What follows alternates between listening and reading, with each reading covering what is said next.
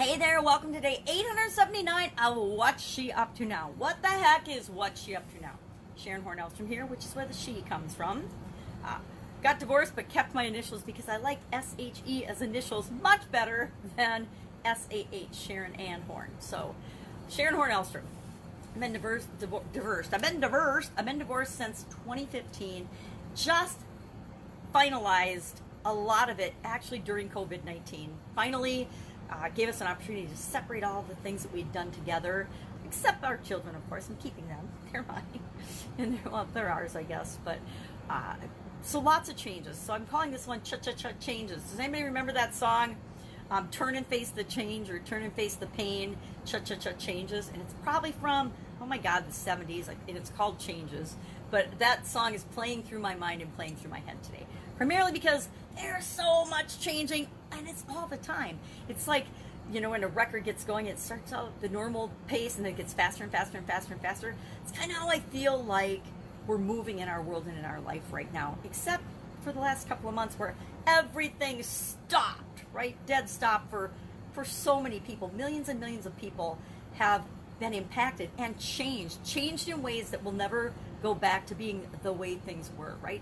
I think we're forever changed. And unfortunately, I was at my sister's yesterday waiting for the garage repairman for her because she was going to get her hair done. And so my granddaughter and I went and we played over there and hung over at her house, which is always really fun. It's fun to get a new environment. She's got a lovely home, and so I like going there. It's fun to go and visit. So we're hanging out at her house, and she came back and she was talking about how goofy people have gotten, and how, you know, after 9/11, everyone in America pulled together and they were kinder, and we embraced one another, and it was just a totally different environment than we're feeling now. And I am still not out in the world very much. I admit it. I'm a kind of, not a hermit, but I was kind of being a hermit before, and COVID-19 just let everybody else join me in being a little bit more hermituous, if that's a word. More of a hermit, more stay at home, more doing things from the comfort of my home. For a lot of reasons. I've got massive visual challenges, and that makes certain freedoms that I've always experienced, like being able to go where I want, when I want, driving myself, and having freedom to not doing that any longer. Mainly because it puts not only me at risk, but it especially puts other people at risk. So, changes. But the changes that I'm experiencing, seeing, and maybe we can blame it on social media, or on the media, or on the negativity of the world, or the election year and politics, but for some reason, people are being far less kind and way more suspicious of one another than I have ever seen in any time in history. And if I'm feeling it, then there's something going on, right? Because I am not interacting with that many people. Now, my granddaughter's still awesome and loves me unconditionally, but other people I've noticed in traffic when I'm going for walks, you know, crossing the street, there's still a couple people that are just really kind and considerate, but there's other people that are just so focused on what they're doing that they're not paying attention to anything around them. They're not being cognizant of their surroundings. It's kind of like being socially aware and following social etiquette. People have just thrown out the window any common curtain, and not everybody, but just there's the few bad apples I'm talking about that have just thrown out any common courtesy and kindness toward other human beings. And I don't know where it's come from. It just feels like there's more of it going on. And maybe I'm wrong. Share in the comments below if you're like, I'm not experiencing that at all. Share that, because I want to hear from the people that are just not seeing any of that or experiencing any of that. And I'm not looking for it. Believe me, I'm not looking for more negative behavior ever. But when it infringes on me personally, then I notice it, right? It's like, I always trust people automatically until they do something to harm me, which is not a great philosophy, by the way. Okay? I've gotten burnt a couple of times really, really bad by that. But for the most part, that belief has served me really well. Hey, everybody's just doing the best they can with what they've got right now. I believe that about people. And that increases trust in my ability to interact with other human beings. And I like that philosophy a whole lot better than the alternative, being distrustful and thinking people are evil or bad or out to get you. It's just not so. Most people are just doing the best they can with what they've got right now, trying to create a life that feels good to them. But I want to just remind everybody today to take a deep breath, smile at a stranger, be kind. You know, we're not going out and hugging one another anymore, but we can still look in somebody's eyes, acknowledge them, and smile at them, and just let them know that they matter. So many people have been so separated and so alone lately. People just need you to look at them and acknowledge them, and just say hi. Why can't you just say hi to people? So that's my tirade about the way people are treating one another. Get Up and Go Challenge Day 25 today, all about action, taking action. So go out and smile at somebody today, right? Say hello, phone a friend, do something to make somebody else's life a little happier and have a little more sunshine in it. Guess what that will do for your life? You know what it'll do for your life. It'll make you feel better as well.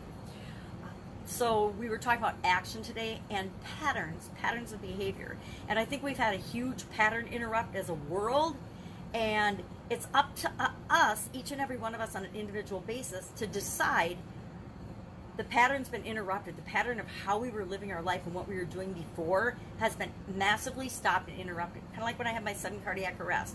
Nothing stops you more than dying to absolutely re-examine your priorities and choose how you're going to behave, how you're going to respond, and what's important to you, and reset your priorities. Well, the whole world has had an opportunity now to reset, reshift, and relook at our priorities. I doubt that very many people have done that.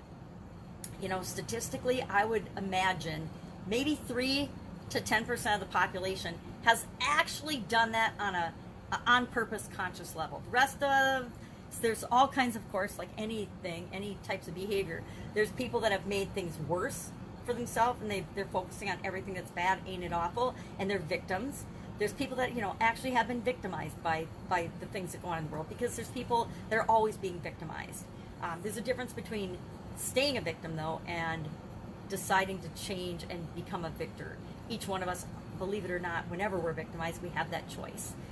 And sometimes we all play the victim, but the longer we stay there, it's kind of like living in negative emotions. The longer we stay there, the more it hurts us. It doesn't hurt other people, it hurts us. And why do we want to keep hurting ourselves? We don't. So there's the people that are truly hurt by it. There's most of the people in the middle that are somewhere on the spectrum of taking action and changing or not. Most people will not have changed anything because of the pandemic. The vast majority of people will not. They'll go back to the same patterns and the same beliefs and the same behavior, or a little declined than they were before. And then there'll be the people that actually change and benefit and grow and expand and contribute to the world in a positive way because of this. It's that way for everything that happens to us or around us, and each and every one of us. We all have the choice and the opportunity to be in that 10%, but most people won't choose to be in it. We just don't choose to be in it because it takes more, and I hate the word sacrifice because I think sacrifice is an optional feeling, but it takes more work, you know. People often think work is a sacrifice. It's not, it's a choice, right? I choose to work. I love to work. I love work. Work is not it's a good 4-letter word to me, like love. I choose to work. I choose love. It's not a sacrifice to me to put in time and energy creating something that I want and love and to make the world a better place. To me, that's not a sacrifice. But to most people, work is just something they have to do to support the rest of what they really want to do. It's just the way it is for most people. And for most people, and maybe I'm wrong, maybe these are just my beliefs. I could be wrong, right? You have to always question everything that anybody says, including me, right?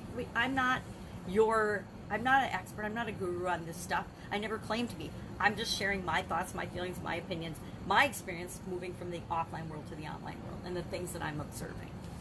And again, I live in this little part of the world. This is my universe.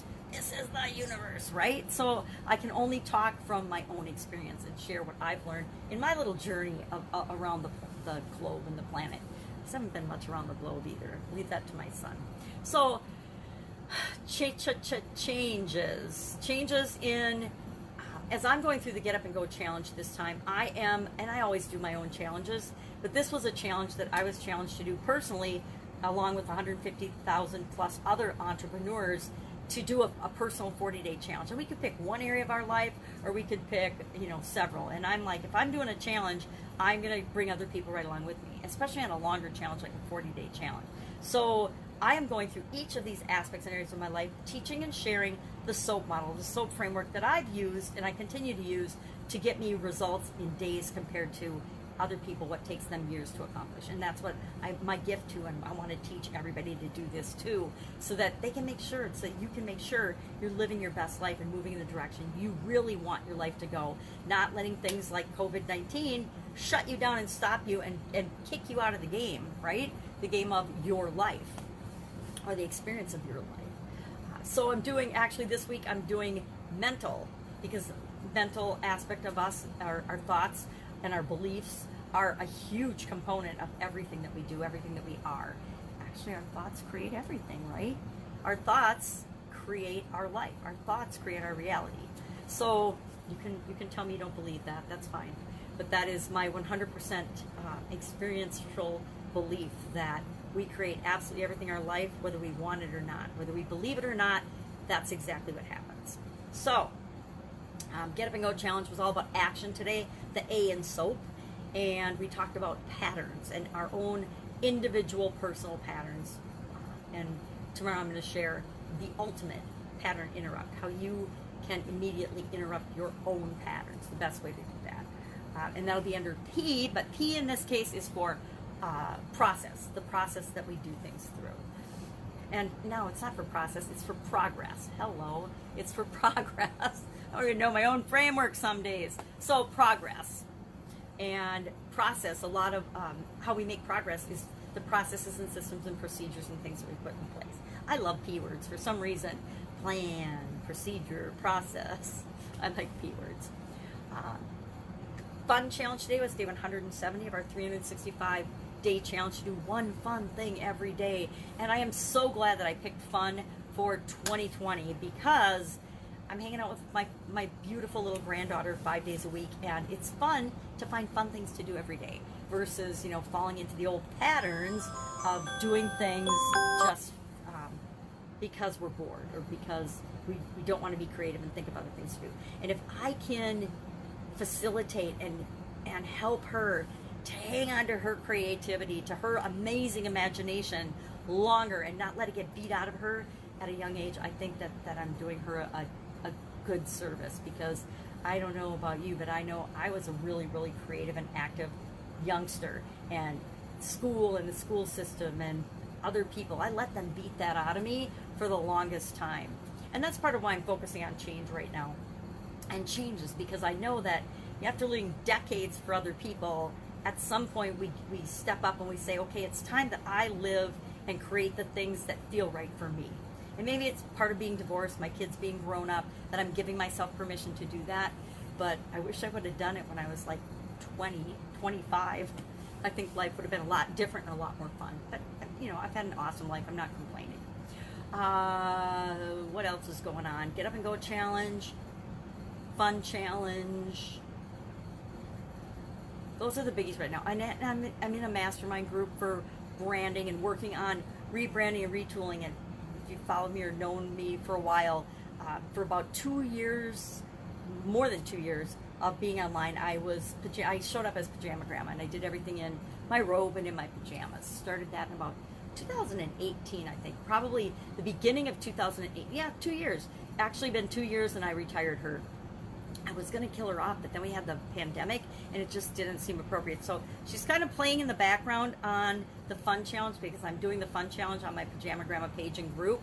But at the end of the year, when we're done with the 365-day Fun Challenge, I will have phased her out entirely. Or maybe she'll just be a segment on my podcast where she'll pop in, and Pajama Grandma will do one little segment on my podcast. I'm looking at, based on the training and teaching of Heather Ann Havenwood, doing some changes to how I've done my podcast. I think I've got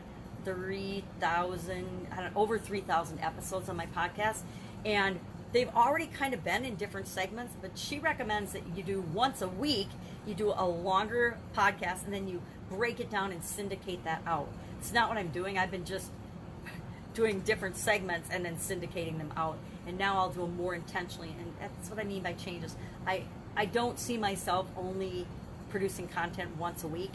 I know that's easier for most people, but I'm not most people, and it doesn't feel like the right way to do content for me. But I think I'm going to add that component of the once a week longer version and add interviews and add things, because I love doing interviews. I just haven't done many lately because I wasn't focusing in on my one thing. So I think I've got my one thing, and I'm feeling great about that because it is me.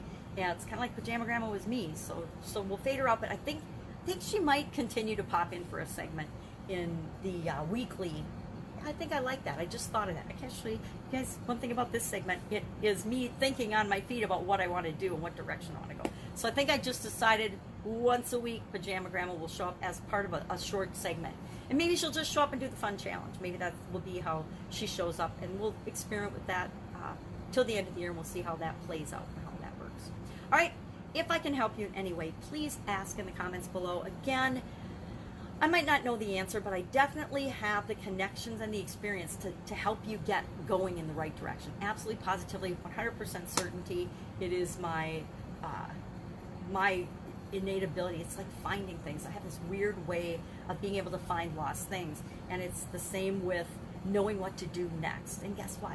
We always think we need to know all the way from point A to point B, but we don't. We just need to know the next step toward B. We just need to know the next thing. And once we take that next step, all of a sudden what we really need to do and where we need to go, it just magically appears. And it isn't magic, it's just us breaking it down into manageable, actionable pieces that allows us to get some momentum and some progress going toward what we want. All right, have a great day. I will, of course, be with you tomorrow with a little update on how is it going, what am I doing as I transition from the brick and mortar corporate world of business to the online world, and how you can too. Take care. Bye.